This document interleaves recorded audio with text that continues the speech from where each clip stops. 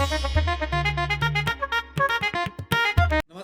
आज 22 मई है, बुधवार का दिन। पटना से छपे हिंदी के प्रमुख अखबारों में अलग अलग खबरों को तरजीह दी गई है। छपरा में चुनावी रंजिश के बाद हुई फायरिंग में एक की मौत की खबर को सभी अखबारों ने अच्छी जगह दी है। 5 दौर के चुनाव के बाद ही हार जीत का ऐलान होने लगा है और इसमें प्रधानमंत्री नरेंद्र मोदी और कांग्रेस अध्यक्ष मल्लिकार्जुन खड़गे शामिल हैं। दोनों के बयान को भी अच्छी जगह मिली है। बिहार को भरपूर आर्थिक सहायता मिलने की खबर अभी कवर की गई है और ये दावा है केंद्रीय वित्त मंत्री निर्मला सीतारमण का। और विश्वविद्यालय के शिक्षकों और कर्मियों को अब सीधे वेतन भुगतान की तैयारी की जा रही है और इसकी खबर भी सभी जगह दी गई है। अब इन खबरों को विस्तार से जानते हैं। छपरा का मामला क्या है? छपरा शहर में मंगलवार सुबह भाजपा और आरजेडी के समर्थकों में मारपीट हो गई।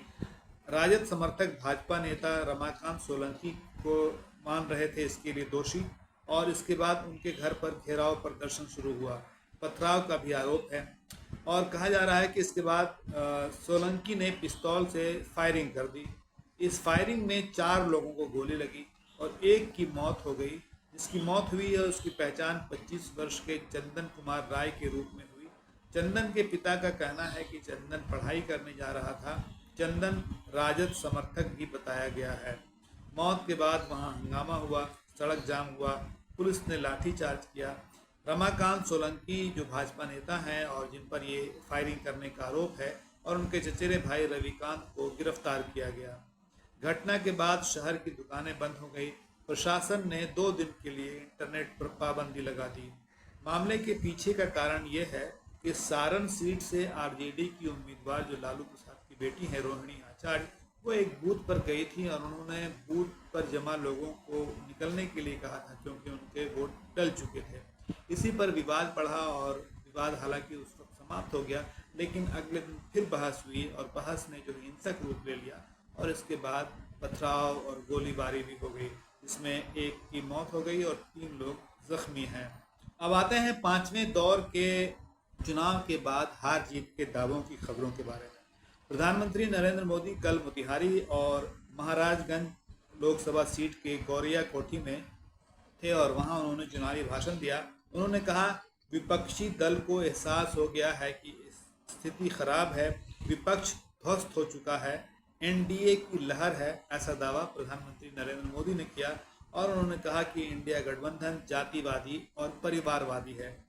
दूसरी ओर कांग्रेस के अध्यक्ष मल्लिकार्जुन खड़गे ने हरियाणा में एक रैली के दौरान कहा कि जनता केंद्र की भाजपा सरकार से तंग आ चुकी है। यकीन के साथ कह सकता हूं कि भाजपा सत्ता में नहीं लौटेगी। ये बात कांग्रेस अध्यक्ष मल्लिकार्जुन खड़गे ने कही।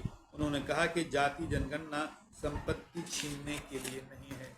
तो ये दोनों बयान जो है वो सभी अखबारों में प्रमुखता से छपे हैं। और अब चर्चा करते हैं बिहार को भरपूर केंद्रीय सहायता के दावे की। केंद्रीय वित्त मंत्री निर्मला सीतारमण कल पटना में थी और उन्होंने कहा पटना में अलग अलग कार्यक्रमों के दौरान कि बिहार में डबल इंजन की सरकार है और ये उस सरकार के नेतृत्व में आगे बढ़ रहा है।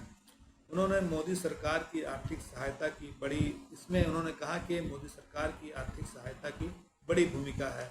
उन्होंने दावा किया कि 2015 में 1.25 लाख करोड़ का विशेष पैकेज दिया गया बिहार को, लेकिन विशेष राज्य के दर्जा के मांग पर उन्होंने कोई दूसरी बात कही और इसके लिए वो तैयार नहीं हुए। उनका कहना था कि केंद्रीय वित्त आयोग की अनुशंसा चाहिए। अब केंद्रीय वित्त आयोग की अनुशंसा कैसे मिलेगी, इन्होंने उसके बारे में तो जानकारी नहीं दी, लेकिन कहा कि जंगल राज के कारण बिहार आर्थिक पिछड़ेपन का शिकार हुआ है। याद रखने की बात यह है कि मुख्यमंत्री नीतीश कुमार और उनके वरिष्ठ मंत्री विजय चौधरी ने कई बार ये आरोप लगाया था कि केंद्र से बिहार को उसके हिस्से का पैसा नहीं मिल रहा है। अब निर्मला सीतारमण ने ये दावा किया है तो पता नहीं कि उनका इस पर क्या बयान होगा। फिलहाल बिहार को विशेष राज्य के दर्जा देने की मांग एक बार फिर से ठुकरा दी गई है। चर्चा अब करते हैं विश्वविद्यालयों में वेतन भुगतान के तरीके की। आपको पता है कि पिछले कई महीनों से विश्वविद्यालय और शिक्षा विभाग के बीच तनातनी चल रही है और इस दौरान जो है वो शिक्षा विभाग के बैंक खातों को फ्रीज भी कर दिया गया था। क्योंकि जो विश्वविद्यालय के कुलपति हैं वो शिक्षा विभाग की बैठक में शामिल नहीं हो रहे थे। अब हाईकोर्ट के आदेश के बाद बैंक खातों को फ्रीज से हटा दिया गया है, लेकिन अब मामला वेतन भुगतान का है कि वेतन भुगतान विश्वविद्यालय करेंगे या शिक्षा विभाग खुद करेगा। बताया गया अखबारों के जरिए कि अब ये तैयारी चल रही है कि शिक्षा विभाग शिक्षकों और कर्मियों को सीधे वेतन भुगतान करे। इसके लिए पोर्टल बना है और पोर्टल में जो है वो जानकारी अपलोड की जाएगी और इसके लिए ट्रेनिंग भी दी जाएगी विश्वविद्यालय के कर्मचारियों को। जल्द ही जो है इसके लिए बुलावा उन्हें मिलेगा। अब अन्य खबरों की चर्चा करते हैं। दिल्ली के पूर्व उप मुख्यमंत्री मनीष सिसोदिया को आबकारी घोटाले मामले में हाई कोर्ट से राहत नहीं मिल सकी है। उधर झारखंड के पूर्व मुख्यमंत्री हेमंत सोरेन को भी जमीन घोटाले के मामले में सुप्रीम कोर्ट से राहत नहीं मिली। एक चर्चा खराब मौसम के कारण हुई एक मौत के बारे में। सिंगापुर का जहाज उड़ान के दौरान टर्बुलेंस का शिकार हो गया। इसके बाद 37,000 फुट पर वो जहाज था और अचानक 6,000 फुट नीचे आ गया, जिससे हार्ट अटैक से एक ब्रिटिश नागरिक की मौत हो गई। बिहार के 19 जिलों में आंधी बारिश की चेतावनी दी गई है। इस खबर को भी सभी अखबारों ने कवरेज दी है। बंगाल की खाड़ी में चक्रवात के कारण बादल के आने जाने की बात कही गई है। भाजपा उम्मीदवार अभिजीत गंगोपाध्याय पर चुनाव आयोग ने एक दिन के प्रचार पर रोक लगा दी है। अभिजीत गंगोपाध्याय ने पश्चिम बंगाल की मुख्यमंत्री ममता बनर्जी पर अभद्र टिप्पणी की थी। इसके बाद ये कार्रवाई चुनाव आयोग ने की है। अभिजीत तमलुक से लोकसभा सीट के उम्मीदवार हैं, भाजपा के उम्मीदवार हैं ये, और पहले जज रह चुके हैं। काफ़ी इन पर विवाद हुआ कि जज रहने के दौरान उन्होंने इस्तीफा देकर भारतीय जनता पार्टी ज्वाइन की थी। और अंत में चांदी के सुनहरे दिन की चर्चा करते हैं। भास्कर ने इस खबर को प्रमुखता से छापा है और बताया है कि एक दिन में 1 किलो चांदी का दाम 6500 रुपये बढ़ गया और फिलहाल इसकी कीमत 92,873 रुपये प्रति किलो है। अखबार ने बताया है कि सोना में भी तेज़ी जारी है और इसकी कीमत 74,000 से ऊपर जा चुकी है। तो ये थी आज के अखबारों की प्रमुख खबरें।